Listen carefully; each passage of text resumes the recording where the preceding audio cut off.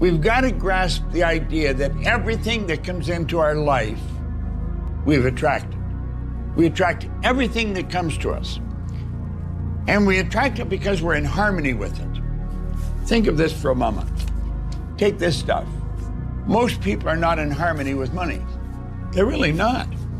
The average person is struggling all the way through their life. And they saw their parents struggle, and they're doing the same thing. Have you ever noticed that when you buy a new vehicle, you start to see that vehicle everywhere? Why does this happen? Did everyone buy the same kind of vehicle the same day you bought yours? Of course not. So what's actually going on? What's actually happening is that you are simply noticing more of that vehicle. The thing is this, when you bought that car was front and center in your mind. You were constantly thinking about it. And whatever you are constantly thinking about, well, you start to notice things of similar energy all around you.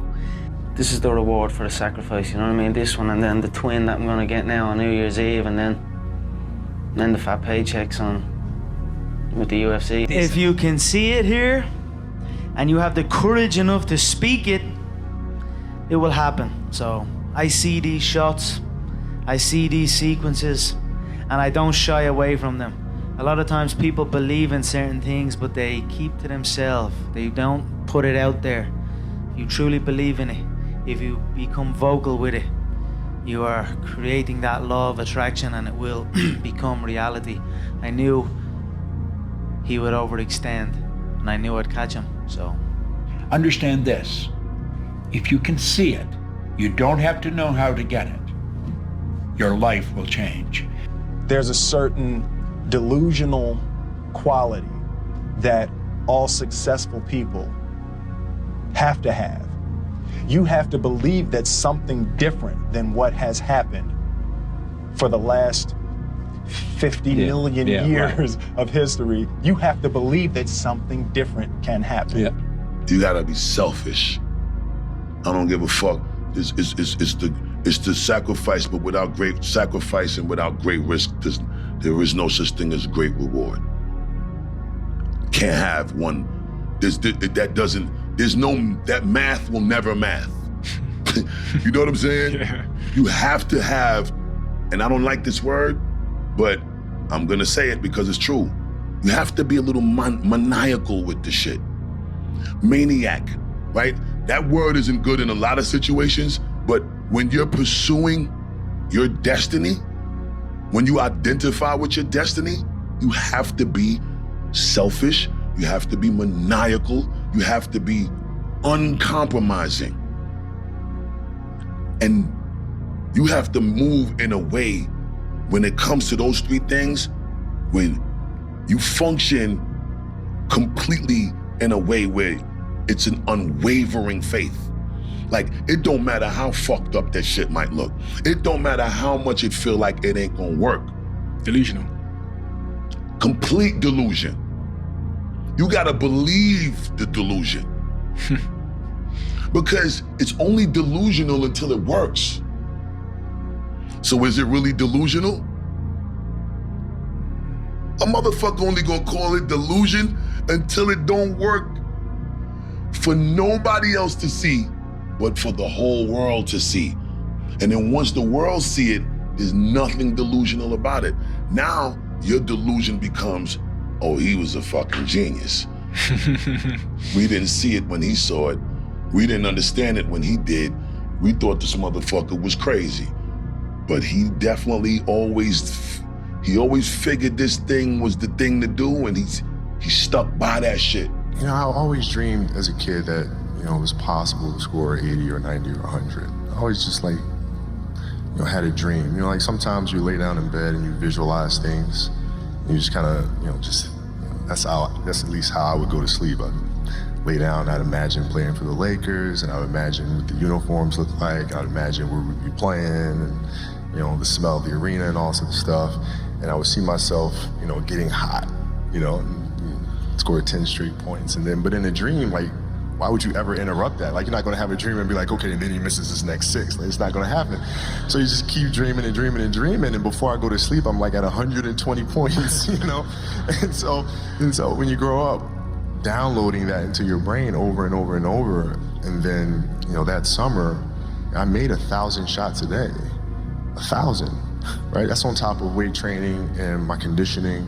I made 1,000 shots, and they weren't just shots. It were shots that you saw in that game. They were specific shots. I mean, it was coming out of the corner, going to the pinch post, footwork in the post, coming off the screen. It was very specific.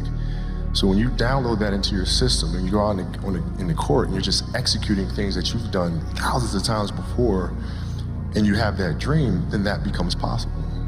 And you know what it is? No matter how many times people put you down and write you off in life, never pay attention to it because it doesn't mean anything. Because I proved, as just a normal looking man, average Joe, that anything is possible, no matter where you are in your life, how dark of a place you're in. It doesn't get any darker than committing suicide, and I was there. To come back to lose all that weight, to lose over 10 stone in weight and get back mentally well again and regain the crown jewels in boxing. It's been a fantastic career, and you should never let anybody crush your dreams because anything is possible, and I'm definitely proof that it's true. What did you do? You put that lying bitch on the stand. You brought me in. You put me there. You made her lie. I don't do that, Kevin. That day on the subway, what did I say to you? What were my words to you? Maybe it was your time to lose. You didn't think so. Lose? I don't lose. I win. I win. But you said you could take me down 100 times out of 100 times, right? And that's what you're gonna do, right? I challenge you to get me down 5 times in that 5-round fight. You won't be able to do that. Maybe you will get me down once. I believe in my whole heart that I'll get you down too. But the difference is, when I get you down, your face will open up. There is nothing you can do to stop me from coming at you round after round with the most malicious techniques I know. You will lose this fight, Daniel Cormier. I want you to believe it. Every ounce of training you put in leading up to this fight will be a waste of your life. Don't ever let somebody tell you you can't do something. Not even me. All right? All right. You got a dream, you got to protect it. People can't do something themselves. They want to tell you you can't do it.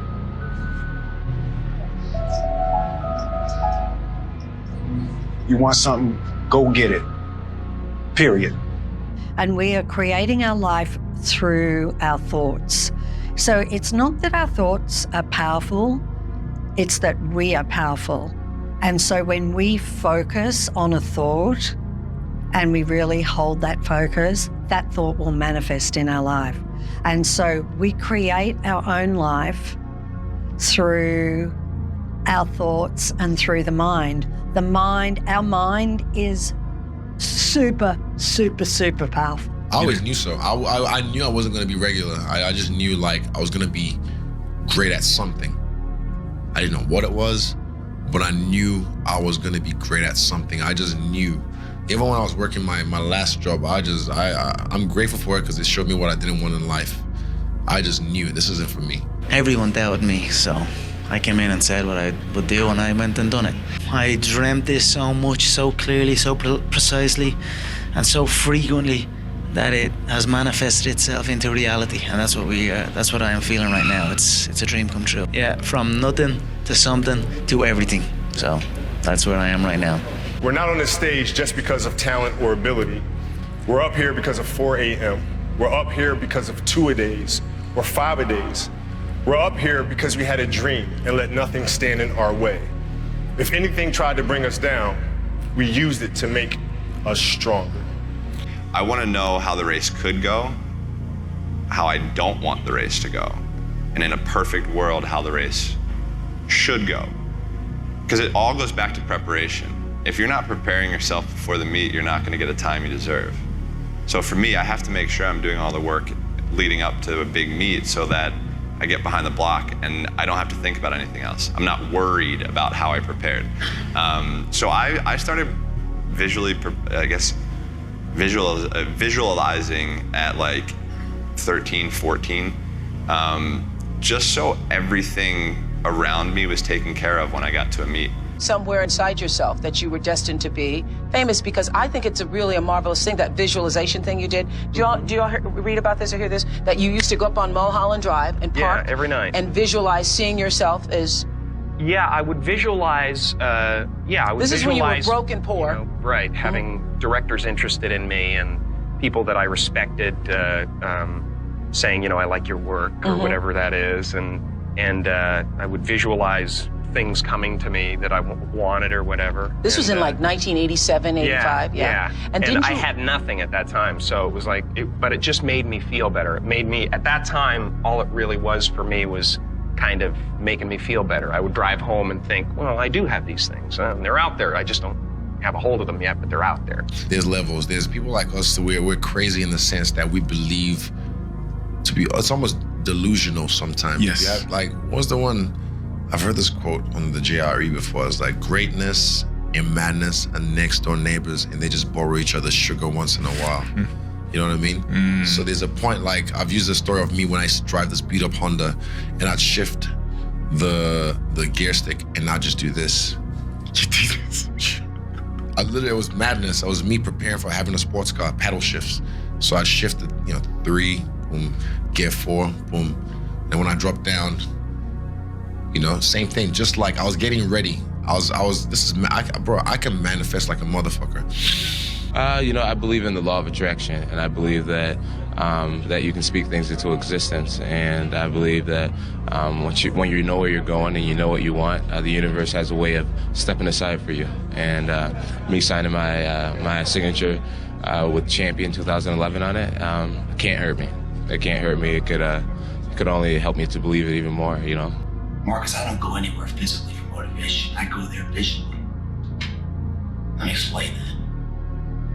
If your mouth is a window to your body, and the nutrition that comes through your mouth enables your body to grow strong and have a capable fundamental structure of whatever you want to do physically, your eyes are the window to your soul of belief, inspiration, willpower. And just like when you put something in your mouth and you chew it, it can either enhance the physique of yourself or be the demise depending on what you're eating. The same goes true with what you see. There's a visual diet out there that's good and bad. There's negative energy if you look at it and you focus on, you allow that to come in, there'd be a demise of your willpower. The demise of your self-confidence, what you can be and what you believe in. You focus on the negative so much, you start to believe that negative shit exists in you. That's a negative, unhealthy diet. Visually, you must focus on positive things in life. Spending your time to already manifest it in the mind as good as you can, meaning make it feelable. Make your thought already start to go into the area of you can feel it. You can feel it, how it has entered your life. This is already a first step of, okay, now it's not just thinking about it, now you even feel it. It maybe is not there material-wise, but you can sense already what type of an energy and in which type of fluctuation within the flow of life actually that wish would put you. A warrior does not give up what he loves, Dan. He finds the love in what he does. Why try to become all that you can possibly become? Why try to earn as much as you can earn, share as much as you can share, develop every skill you possibly can, see every human you possibly can, go to every class you possibly can, touch everybody you possibly can? Why do that much? Why go that far? Why share that much? Why give that much away? Why try to see everything? Why try to do everything? Why try to become everything? That's a good question, why? And you're the only one personally that can answer that question for yourself. You've got to have your own list of whys. Here's what I want you to do when you go home after you've left this extravaganza. Work on your list of whys. One of the big thrusts for success is to come up with a strong enough why. In leadership training, here's what we learn. If the why is powerful, the how is easy. You can imagine two people laying bricks. They're building a gigantic wall, and the one person thinks, oh my God, you know, this wall is going to take 100,000 bricks, and I'm laying one at a time, and I'm wasting my life away, trivially adding to this gigantic brick wall. And what am I doing? This is absolutely miserable, brick by brick. And the other person thinks, in 300 years, this is going to be a cathedral. And so the person in the second state is doing exactly the same thing at a local level, laying bricks, but each brick is related to a very high goal. And that means the reward that's attendant upon the laying of the brick is proportional to the goal, to the to the aim of the entire behavioral process. And so it seems to me, so if you're aimless and goalless, then you can't elicit any positive emotion. And if your goals are fragmented, which is also what happens if you're aimless or your goals lack unity, if your goals are fragmented, then no given behavioral manifestation can elicit any dopaminergic reward because it's not a step forward to anything desirable. You have to let it all go, Neo. Fear, doubt, and disbelief. Free your mind. Everything you desire is already within your reach, waiting for you to claim it. The power that governs the entire universe is not outside of you, but within you. Yeah, I don't just knock them out, I picked around, John. Yeah, I said this, I'm sure you're probably all thinking in your head, this guy is talking absolute dribble. He's not gonna do what he says he's gonna do. You're probably all sitting there thinking that. But now here we are again, and I done what I said I was gonna do. I feed off this, I love this stuff. This is what gives me energy. Saying I'm gonna do something, putting it out there for the world to see, and then going out and doing it. There's no better feeling in the world than that. And it's as easy as that. Say what you're gonna do and go and do it. So I describe my life and then people think I'm prescribing what they should do, and it couldn't be further from the truth. If you wanna take a break at every 2 steps and take in the view, do it. I mean, in 4 generations, no one will remember your name. And so enjoy the view if you feel like it. I just happen to enjoy how much I can see that I can do.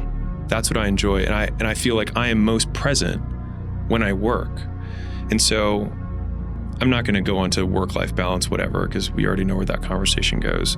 But people have a harder time accepting that someone can just work all the time and truly love it. About people, and they talk about manifesting. It's fucking real, man. Manifesting is real. When you figure out who you are and what you want to do, and you devote your life to it like a maniac, like you're all in on this thing, and you manifest, most of these people end up, you know, doing what they say they're gonna do and being who they say they're gonna become. It's real. And there's no excuses, there's no fucking days off, there's no, you know, not willing to grind and, you know, everybody's against me and this didn't happen for me because of this and that and all this whining and you know, pussy ass bullshit that a lot of people do these days. It's these people who dive in and they're hardcore and they're focused and they know what they want, they know who they are, and they lay out these short-term goals and this roadmap on how to get there. Most of those people make it. Is the current misery of mediocrity that we're trudging through every day. And so, worst case, you're just also still miserable, but maybe you won't be mediocre anymore because at least you won't be like everyone else. But there's also a possibility that you are not miserable and also not mediocre. And by doing that, you might also just start seeing who you really are, because I think a great portion of our identity comes from the proof that we give ourselves of the things that we've done and said in the past. And so if we want to build towards a different version of ourselves, then it begins with accruing, stacking evidence that aligns with that future self. And so in some ways, break the plate, take the shot, get rejected. Look, because when you do that, then again, the worst case is you have a broken plate, but you didn't like that plate to begin with.